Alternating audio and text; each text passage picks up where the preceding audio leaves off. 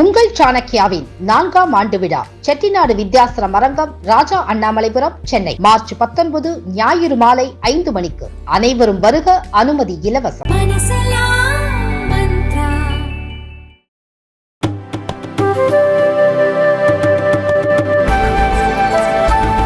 Good evening, Jain, everyone.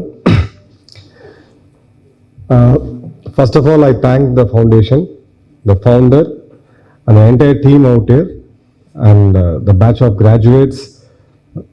There are 2 COVID batches right now, if I'm right. So there are 2 COVID batches, and the elite chief guest we have.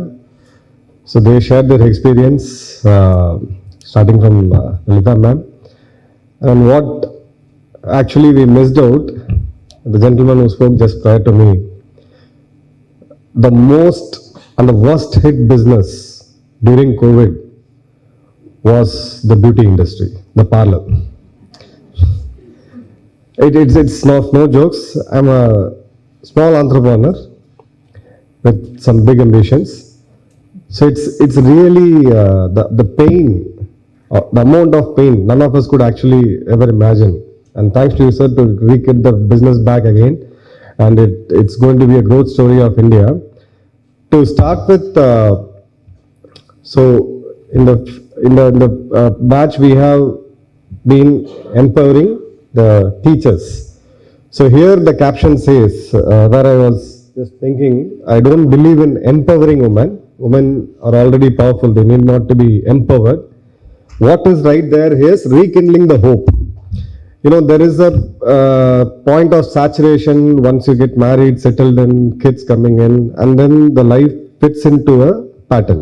Then the children grow up, and then their education, their higher education, and then their job, their marriage, their children, and then one day their life ends. So somehow all the successful women whom we are seeing in front of us today have taken a small diversion from this. They are good mothers, they are good parents like any one of us, but they have taken a detour and they have chosen a path which is very, very less chosen. So that is where I'm not a person qualified enough to advise you, but I would say please push yourself and take the detour. I'll just give you a very 3-minute short story, and how many of you would have known this woman called Tessie Thomas? Most of you would not be aware of who she is. Okay. She was born in 1963 in a remote village of Alappi district, Kerala. Born with 4 sisters and 2 brothers, if I'm right. And just next to her home, there was a launch facility, rocket launch facility, a disbanded one. This days it's not operational. So every day she used to see those rockets going in. I'm talking about 63. Today's generation is different. You know, women also need to study, need to go for graduation, and so on. But those days, with 3 other sisters at home, you know what is the kind of pressure they would have. She lost her father at the age of 12. In a sense, not lost. He got paralyzed and he was very badly. He was not able to work and make a living for the family. The mother took on the load. She got on. And then she joined a school nearby, graduated with the top score in the district.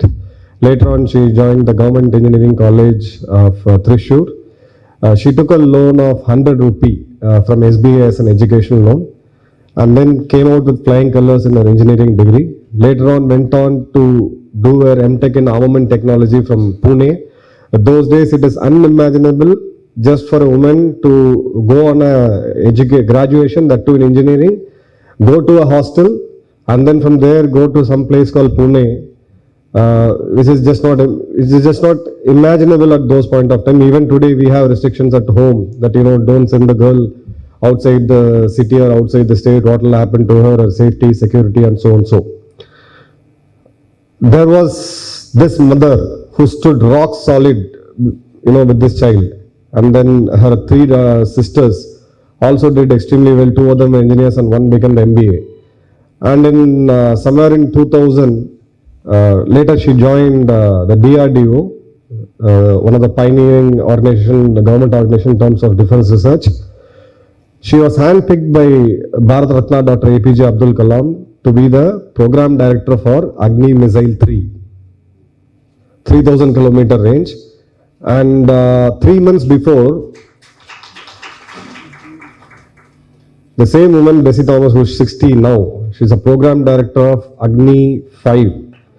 This missile, a nation is safe. I'm just giving a security point of view. A nation is safe with the kind of missiles it has, right? It's a strategic, a very, very strategic missile for India's security. All of us are quite safe here is because of this particular missile, because this missile, Agni 5, can pretty much reach anywhere in China. Our number one advisory. This was purely led by Tessie Thomas, ma'am. Why am I saying this is, there is no limits. There is just no limits.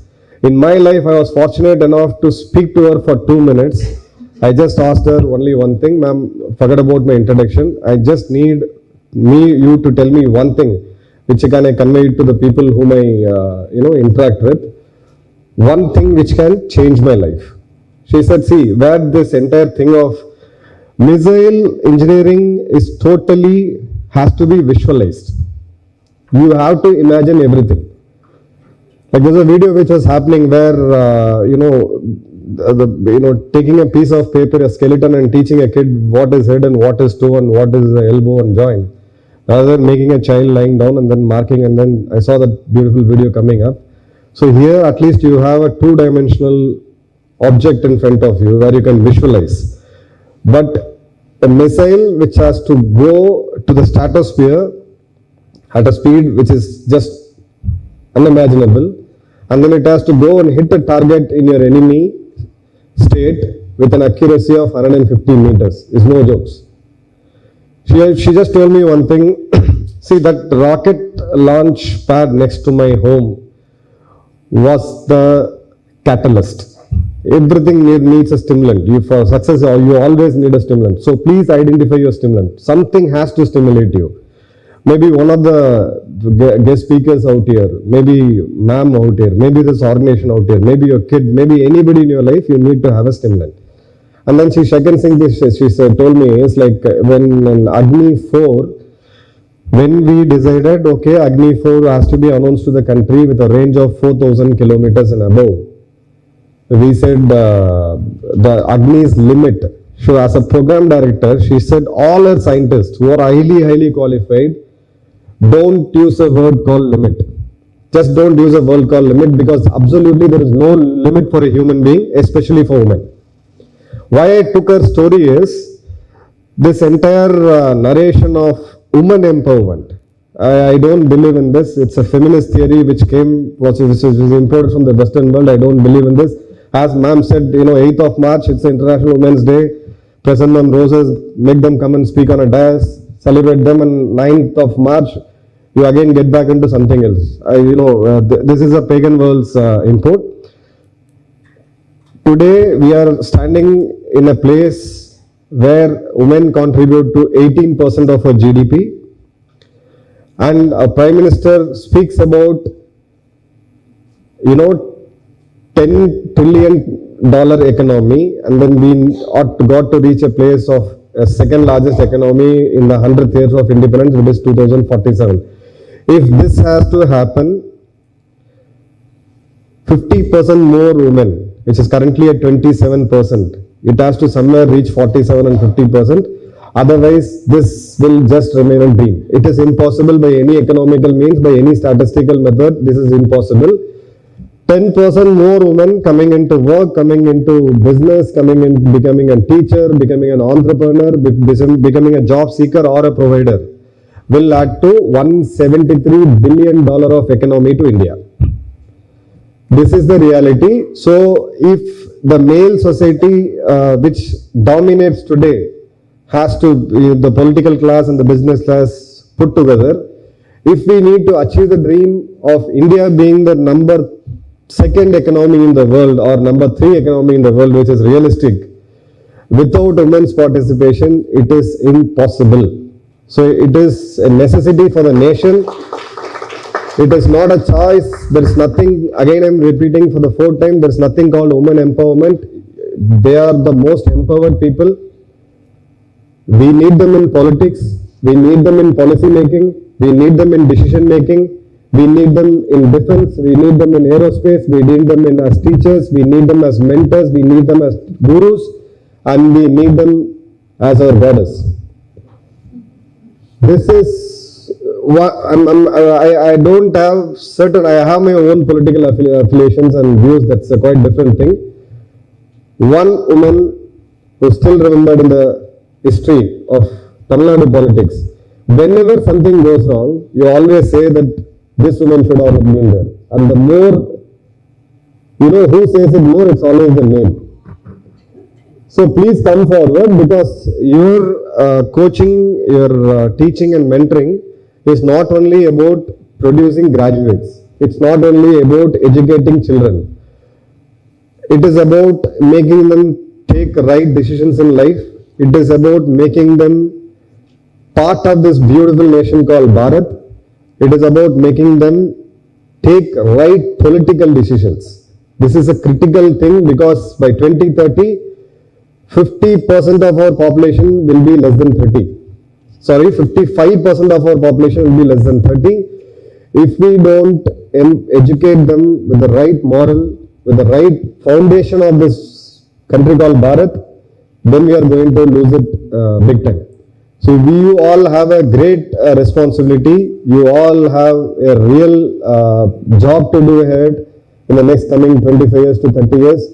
So this the so-called celebration of women becoming a fighter pilot or women becoming a marine commando. Yesterday, one of my junior, she is the first parachute commando of the Indian Army, the Special Forces.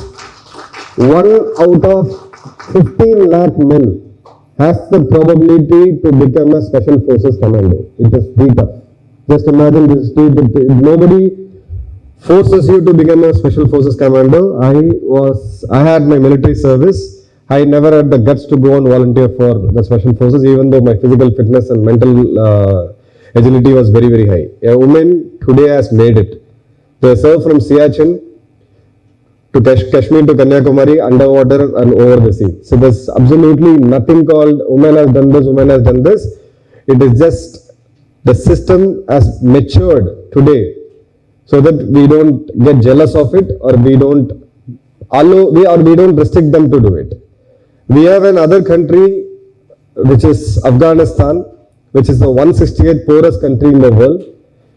The one important economic parameter is, if they would have allowed their women to work even at home, a very small cottage industry kind of a thing, the country would be pulled out of poverty. They would have at least one full nourishing meal a day.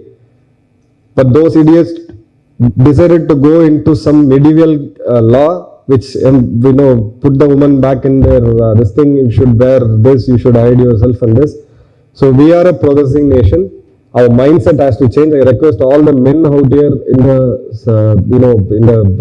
this beautiful hall to think differently. There is nothing called women equality. They are born equal.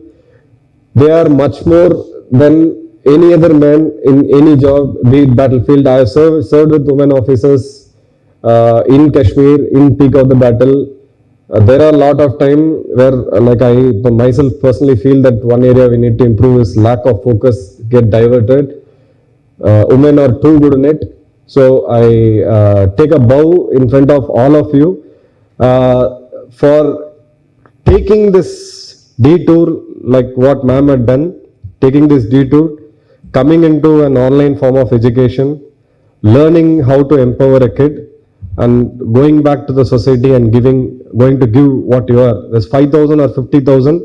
I would say, ma'am, there is actually no limit. That's what Tessie Thomas ma'am told me. So I'm conveying it to all of you. Wish you all a very, very good luck, and wish you all the best and all the success in your life. Thank you, Jai Hind.